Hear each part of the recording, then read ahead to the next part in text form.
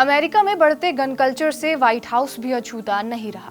तमाम कोशिशों के बावजूद जो बाइडेन सदियों पुराने गन कल्चर पर लगाम नहीं लगा सके। अब जबकि राष्ट्रपति चुनाव नजदीक है, ऐसे में उनकी मुश्किलें बढ़ती नजर आ रही हैं। प्रेसिडेंशियल इलेक्शन से ठीक 5 महीने पहले हंटर बाइडेन को डिलेवियर कोर्ट ने गन केस में दोषी ठहराया है। हालांकि उन्हें सजा नहीं सुनाई गई, लेकिन अमेरिकी कानून के मुताबिक 4 महीनों के अंदर ही उन्हें सजा सुनाई जाएगी। यानी हर हाल में हंटर बाइडेन की सजा का फैसला प्रेसिडेंट इलेक्शन से पहले हो जाएगा। अमेरिकी इतिहास में यह पहली बार हुआ है जब किसी मौजूदा राष्ट्रपति का बेटा दोषी ठहराया गया हो।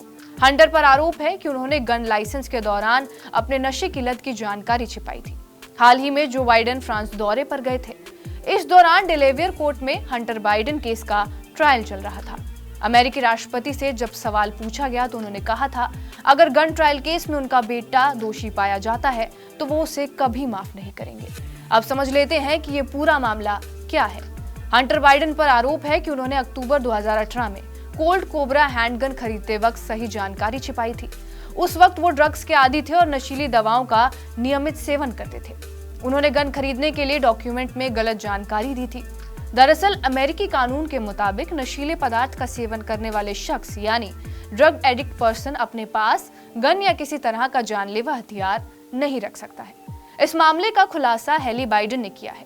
बीबीसी के एक रिपोर्ट के मुताबिक हेली ने कोर्ट में बयान दिया था कि जब उसने हंटर की कार की तलाशी ली तो उसे एक गन मिली, जिसे देखकर वो घबरा गई। दरअसल हेली कोई और नहीं, हंटर बाइडेन के बड़े भाई बीयू की पत्नी है। साल 2002 में दोनों की शादी हुई थी। बीयू पेशे से एडवोकेट थे और उनकी गिनती डेमोक्रेटिक पार्टी के बड़े नेताओं में होती थी। मई 2015 में ब्रेन कैंसर से बीयू की मौत हो जाती है और इसके 4 साल बाद 2016 में हंटर और हेली का अफेयर शुरू हुआ, जो 2019 तक चला। इस दौरान हंटर बाइडेन और उनकी पत्नी कैथलीन का डिवोर्स चल रहा था। हंटर ने अपने मेमोयर ब्यूटीफुल थिंग्स में नशे की लत का खुलासा किया है। हंटर बताते हैं, बड़े भाई बीयू की मौत के बाद उन्हें कोकीन की लत लग गई, जिसे छोड़ने के लिए उन्होंने 1 साल तक ट्रीटमेंट और थेरेपी करवाई। इस लिहाज से हंटर गन रखने के वो योग्य नहीं है। 2019 में जब हेली और हंटर का ब्रेकअप हुआ तो हेली ने मामले की शिकायत की। डिलेवियर कोर्ट में 1 हफ्ते तक ट्रायल चला और हंटर दोषी पाए गए। जिन 3 मामलों में हंटर को दोषी पाया गया है, उनमें से 2 मामलों में 10-10 साल की जेल, जबकि तीसरे मामले में 5 साल की सजा का प्रावधान है। इस तरह उन्हें 25 साल तक की जेल हो सकती है। हालांकि फेडरल गाइडलाइंस की सिफारिशों के मुताबिक सजा को कम या ज्यादा रखना जज पर निर्भर करता है। न्यूयॉर्क टाइम्स की एक रिपोर्ट के मुताबिक अगर किसी शख्स का कोई क्रिमिनल रिकॉर्ड ना हो और उसने धोखे से खरीदे हथियार का इस्तेमाल किसी अपराध में ना किया हो तो उसे आम तौर पर कम सजा होती है। ये सजा 15 से 21 महीने तक हो सकती है, लेकिन हर मामले में उन्हें बतौर जुर्माना 2 करोड़ रुपए भरने होंगे। हालांकि ये पहला मामला नहीं है जिसमें हंटर बाइडेन आरोपी साबित हुए हों।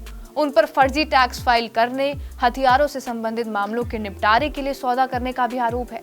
अभी तक वो इन आरोपों से पल्ला झाड़ लेते हैं। बात करें अमेरिकी गन कल्चर की तो ये सदियों पुराना है। ब्रिटिश हुकूमत के दौरान अमेरिकी नागरिक अपने परिवार की सुरक्षा के लिए हथियार रखने लगे। 1775 में जब अमेरिका आजाद हुआ तो लोगों को हथियार रखने की आजादी मिली। इसलिए कहा जाता है कि अमेरिका में गन कल्चर उतना पुराना है जितना अमेरिकी संविधान।